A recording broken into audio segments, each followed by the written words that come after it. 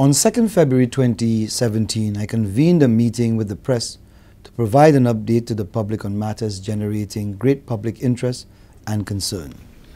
This included the status of investigations involving police shootings, which spanned the period of 2010 to 2011.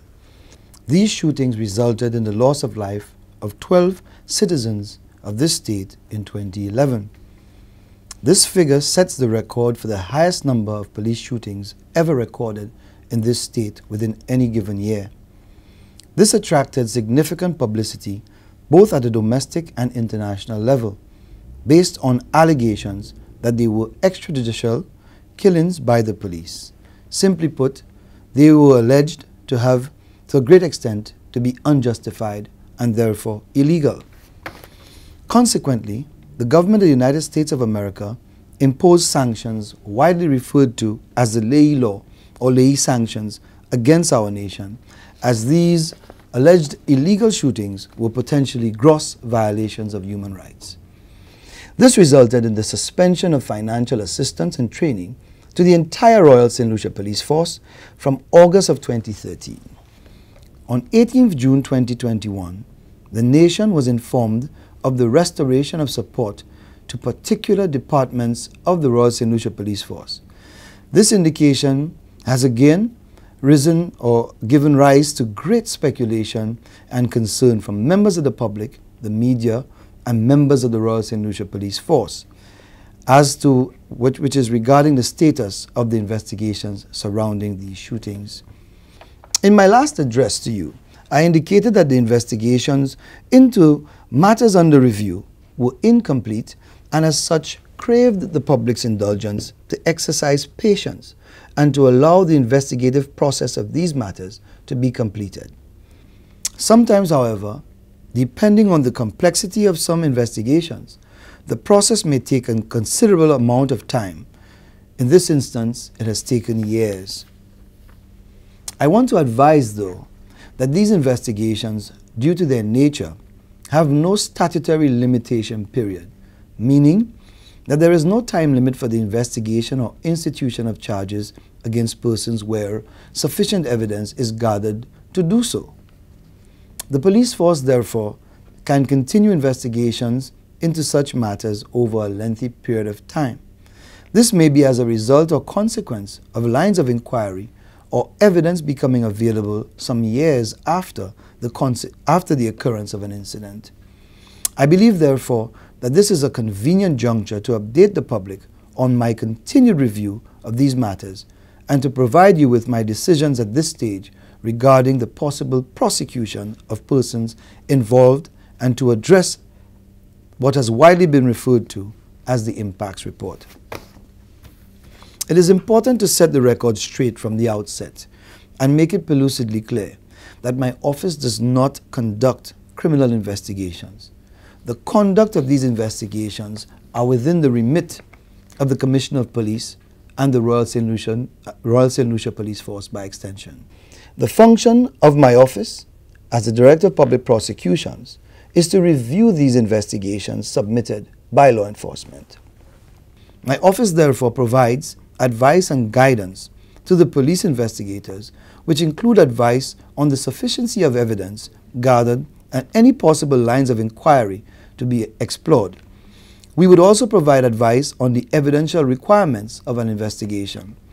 The decision to prosecute anyone is determined by a great extent or to a great extent by the evidence gathered by investigators being sufficient to provide a realistic prospect of conviction. This would include, for example, evidence of an eyewitness who saw a crime occurring. Also, there may be instances where forensic evidence can link an individual to a crime.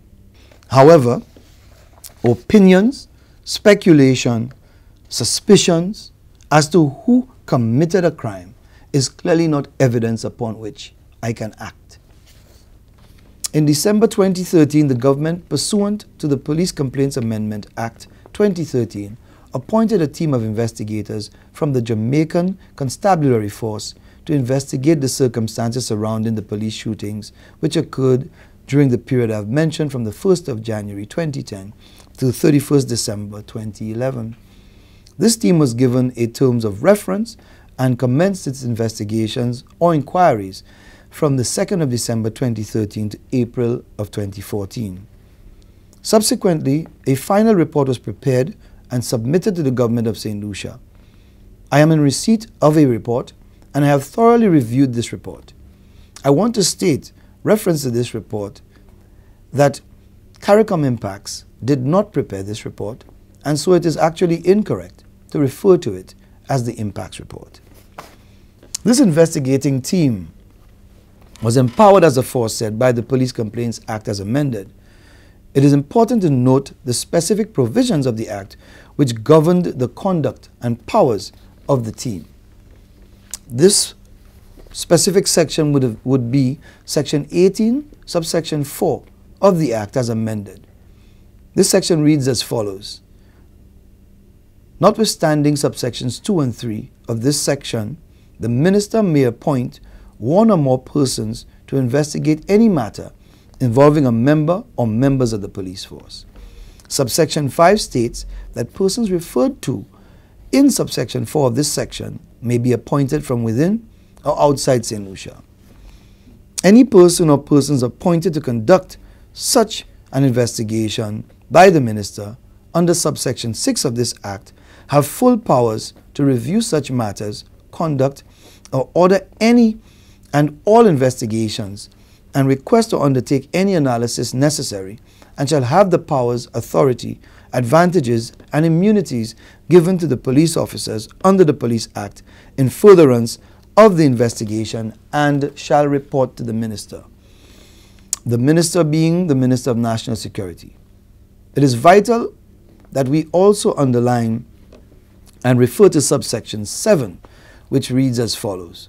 Wherein any investigation authorized by the Minister, it appears to the investigator or lead investigator that there is a prima facie evidence, or there is prima facie evidence of criminal conduct, he or she shall transmit to the Director of Public Prosecutions all evidence, statements, and other relevant material arising from the investigation.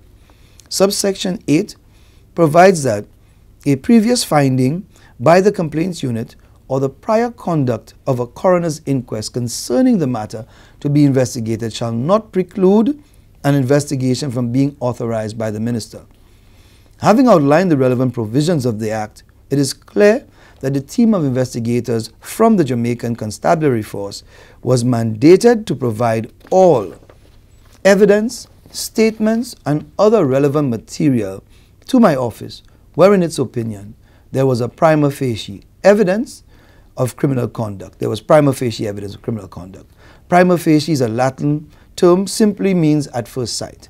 In other words, the instances in which the team opined that there was sufficient evidence to support a criminal charge, it was obligated to submit to the Director of Public Prosecutions all the evidence and relevant material resulting from its investigations. To date, I can report that I am not in receipt of any material from the Jamaican Constabulary Force. Therefore, the final report provided by the Jamaican team does not amount to evidence or relevant material compiled in a criminal investigation that I am able to act upon. It, however, provided possible lines of inquiry and opinions, all of which I believe should remain under seal to eliminate any possibility of unfair prejudice to anyone concerned.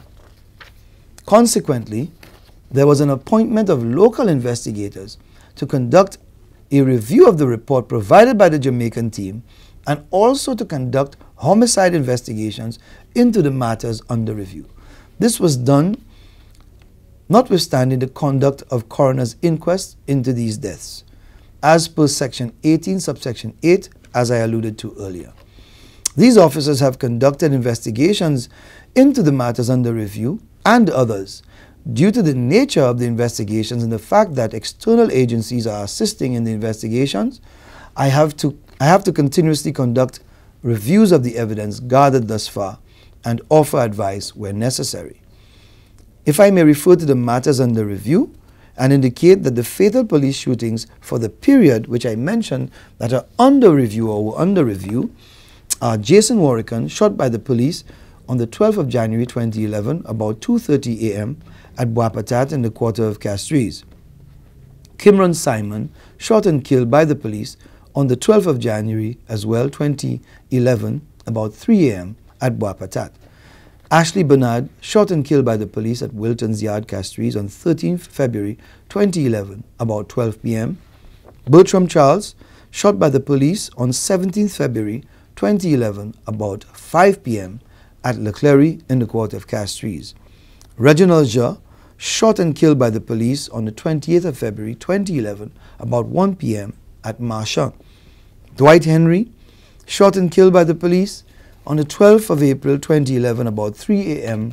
at Marigot in the quarter of Anse-Terre. Kevin Ferdinand, Rosarius Markey, John Baptist McFarlane, Mitchell Cadet, and Alan Louisi were all shot and killed by the police about 3 a.m. on the 5th of May 2011 at Vieux-Fort. Finally, Elisha Louis, shot and killed by the police on 10th January 2012, about 5 p.m. at Bizet in the quarter of Castries. I can confirm that I am in receipt of these case files in relation to all the matters I have mentioned, and I have had the opportunity to thoroughly review all of them to assess the status of the evidence contained therein presently. I have advised, therefore, the Commissioner of Police of my opinion regarding the sufficiency of evidence provided to my office thus far. For obvious reasons, I cannot make public the contents of these files, and I shall advise you of my position as it relates to these investigations to date. In relation to the shooting deaths of Jason Warrican, Kimron Simon, Ashley Bernard, Bertram Charles, and Elisha Louis, I have advised the Commissioner of Police that I do not find that there is sufficient evidence at this stage for any charges to be preferred against the officers concerned in these shootings. As it relates to the deaths of Reginald Jha, Dwight Henry, Kevin Ferdinand, Rosarius Markey, John Baptist McFarlane, Mitchell Cadet, and Alan Louisi, I have advised the Commissioner of Police that I find that there are further lines of inquiry to be explored. Therefore, the investigations in these matters are active, and I intend to provide a follow-up update on these matters in due course. This is the extent of my update to you at this time. I thank you.